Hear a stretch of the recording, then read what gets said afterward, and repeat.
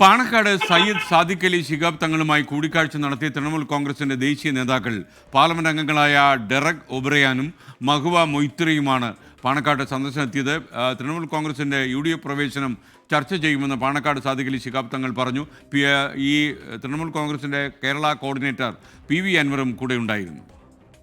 തൃണമൂൽ കോൺഗ്രസിൻ്റെ MP അവർ കേരളത്തിൽ അവരുടെ പാർട്ടി പരിപാടികൾക്ക് വന്നതായിരുന്നു. അപ്പോൾ മലപ്പുറത്ത് വന്നപ്പോൾ പാണക്കാട് വരണമെന്ന ആഗ്രഹം പ്രകടിപ്പിച്ചു. അങ്ങനെ ഇവിടെ വന്നു.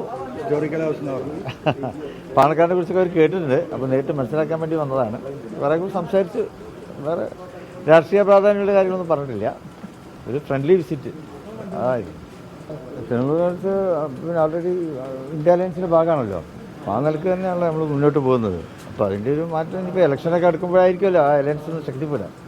സ്വാഭാവികമായിട്ടും ബംഗാളിൽ നിന്ന് അവർക്ക് ഇന്ത്യൻ യൂണിയൻ മുസ്ലിം ലീഗിനെ കുറിച്ച് വളരെ കൃത്യമായിട്ട് അറിയാം. പാർലമെൻറ്റ് മെമ്പർ ആയിട്ടുള്ള ET മുഹമ്മദ് ബഷീർ സാഹിബായാലും PV അബ്ദുൽ വഹാബ് MP ആയാലും ഇവരൊക്കെ നല്ല ഫ്രണ്ട്ഷിപ്പുള്ളതാണ്.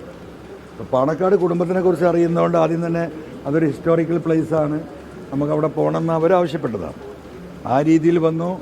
ദേശീയ രാഷ്ട്രീയത്തെക്കുറിച്ച് ഇന്നത്തെ അവസ്ഥയെക്കുറിച്ചുള്ള ഒരു ജനറൽ ഡിസ്കഷൻ, ഒരു ഫ്രണ്ട്ലി ഡിസ്കഷൻ ഇത്രേ ഉണ്ടായിട്ടുള്ളൂ.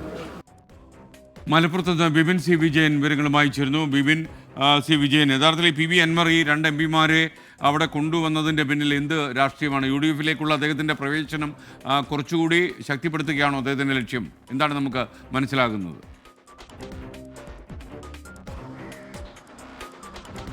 അതെ, UDFിലേക്കുള്ള ഒരു പ്രവേശനം കുറച്ചുകൂടി ഊർജിതമാക്കുക, അതിൻ്റെ ഭാഗമായി നേതാക്കളെ നേരിട്ട് കണ്ട് തന്നെ സംസാരിക്കുക, ദേശീയ നേതാക്കളെ കൊണ്ടുവരിക എന്നുള്ളതാണ് ആദ്യഘട്ടത്തിൽ തന്നെ തീരുമാനിച്ചിരിക്കുന്നത്. ഒപ്പം തന്നെ തൃണമൂൽ കോൺഗ്രസിൻ്റെ സംഘടനാപരമായിട്ടുള്ള പ്രവർത്തനം ഇവിടെ ഊർജിതപ്പെടുത്തുക എന്നുള്ളത് കൂടിയുണ്ട്. കാരണം ഇപ്പോൾ PV അൻവറിനെ സംസ്ഥാന കോർഡിനേറ്ററായി നിയോഗിച്ചതിന് ശേഷം നാളെ തൃണമൂൽ കോൺഗ്രസിൻ്റെ ആദ്യത്തെ പ്രതിനിധി സമ്മേളനം മലപ്പുറത്ത് നടക്കാനിരിക്കുകയാണ്. ഈ പ്രതിനിധി സമ്മേളനത്തിൽ പങ്കെടുക്കുന്നതിന് വേണ്ടിയാണ് രണ്ട് MPമാരും ഇവിടെ എത്തിയിട്ടുള്ളത്. അവരെത്തിയതിൻ്റെ ആദ്യപടിയായിട്ടാണ് ഇപ്പോൾ പാണക്കാട് എത്തി സാദിഖ് അലി ശിഹാബ് തങ്ങളുമായിട്ടുള്ള ഒരു കൂടിക്കാഴ്ച നടത്തിയിരിക്കുന്നത്. UDFിലേക്കുള്ള പ്രവേശനം അത് 27-ാം തീയതിയാണ് UDFിൻ്റെ മുന്നണി യോഗമുള്ളത്.